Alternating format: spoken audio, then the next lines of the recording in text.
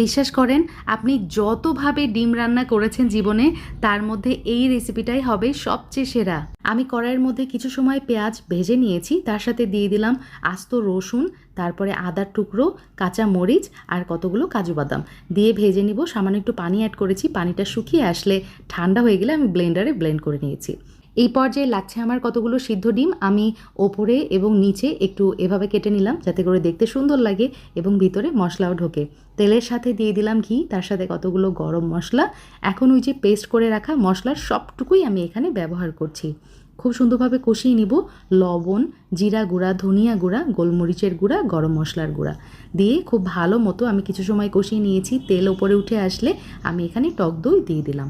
মশলাটা এরকম ভাজা ভাজা হয়ে যাবে, তেল ছেড়ে দিবে। এই পর্যায়ে আমি দুধ ব্যবহার করেছি, দিয়ে ডিমগুলোও দিয়ে দিলাম। এখন আমি ব্যবহার করেছি ক্রিম দেওয়ার পরে আমি ঘি দিয়ে দিব, কতগুলো কাঁচা মরিচ, স্বাদ মতো লবণ অ্যাড করেছি, সামান্য একটু কেওড়া জল, বেরেস্তা আর চিনি। মাত্র 1 মিনিট মতো চুলাতে রেখেছি, ব্যাস আমার খাওয়া সবচেয়ে সেরা স্বাদের ডিমের কোরমা রেডি টু সার্ভ।